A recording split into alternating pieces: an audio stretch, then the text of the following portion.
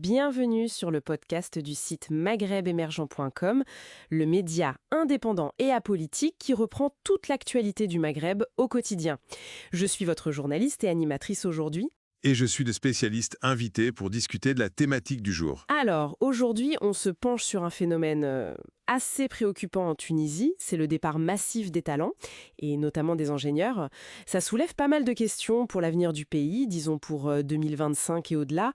On va explorer un peu les défis, mais aussi les espoirs qu'on trouve dans nos sources. Oui, tout à fait. Et le constat de départ, il est frappant. L'Ordre des ingénieurs tunisiens donne un chiffre. Près de 40 000 ingénieurs qui auraient quitté la Tunisie ces dernières années. 40 000, ah oui, c'est énorme comme chiffre. C'est une véritable hémorragie de compétences, oui. Et quelles sont les raisons principales qui expliquent cette tendance? Qu'est-ce qui pousse ces ingénieurs à partir? Alors, le président de l'Ordre, Mohsen Garci, pointe surtout deux choses en fait. D'abord, les salaires, jugés trop bas. D'accord. Et ensuite, le manque de perspectives professionnelles intéressantes, stimulantes, en Tunisie même. Pour lui, c'est clair, cette situation est une menace. Une menace sérieuse pour les grands projets du pays, les infrastructures, le développement. Il utilise même une expression très forte, je crois, j'ai noté ça. Dossier de sécurité nationale. Exactement. Et utiliser ce terme-là, sécurité nationale, ça montre bien que l'enjeu, il dépasse le simple cadre économique, quoi. Ça suggère que cette fuite des cerveaux, elle touche à la capacité même de l'État à mener ses projets stratégiques et donc à terme à assurer son développement, sa souveraineté technologique. C'est vraiment une alerte très forte. Oui, c'est une façon de tirer la sonnette d'alarme au plus haut niveau. Tout à fait. Et face à ce constat quand même très alarmant, est-ce que Mohsen Garci propose des solutions? J'imagine qu'il ne fait pas que constater. Non, bien sûr. Il interpelle directement le président Kais Saied, il demande des mesures urgentes, et ses propositions, elles sont assez structurelles. Il veut un cadre légal spécifique, par exemple, Un cadre légal pour pour... mieux reconnaître, mieux protéger la profession d'ingénieur. Et il parle aussi d'établir un salaire de référence unifié. Ah oui, une sorte de salaire minimum pour les ingénieurs, pour garantir une certaine stabilité. C'est l'idée, oui, pour offrir une base.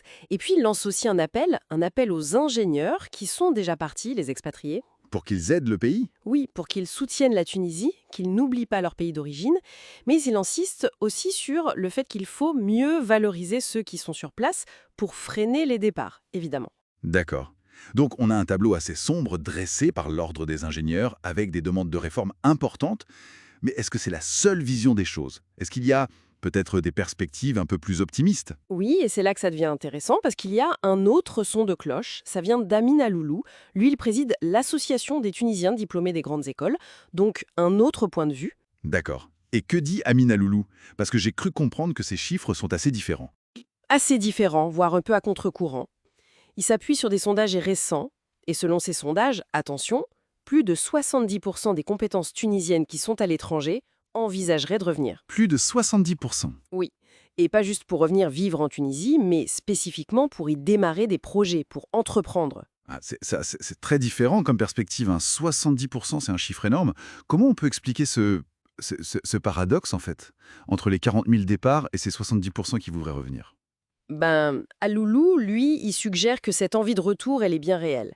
Et que les institutions tunisiennes, elles seraient au courant de ce potentiel. Mhm. Il parle même de mécanismes de soutien qui seraient en préparation pour faciliter ce retour des talents et leurs projets d'entreprise. Donc une lueur d'espoir, en quelque sorte. Oui, voilà, c'est une lueur d'espoir. Ça montre que le lien n'est pas coupé, que l'envie de contribuer au pays est là, même si, bien sûr, le défi de la fuite des cerveaux aujourd'hui, il est bien réel. Donc, si je résume un peu, on a d'un côté une réalité difficile, immédiate, celle des départs massifs, pointés par l'Ordre des ingénieurs avec des raisons claires, salaire, perspective. C'est ça. Et de l'autre côté, on a un potentiel, un espoir, celui d'un retour exprimé par une majorité d'expatriés selon l'association d'Aloulou.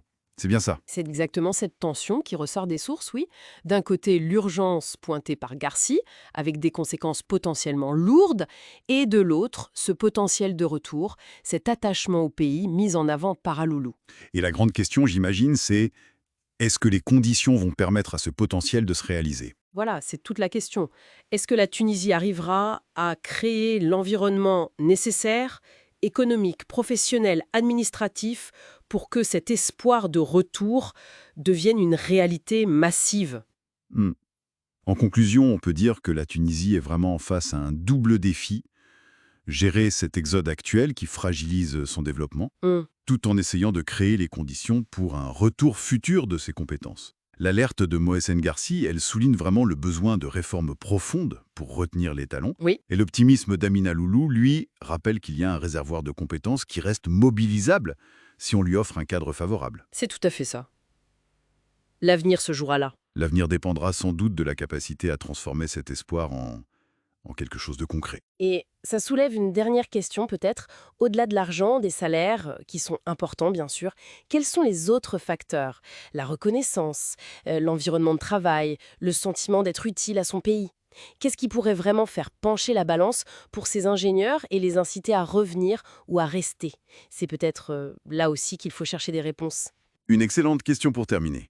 Merci pour votre écoute et retrouvez plus d'actualités sur maghrebemergent.com.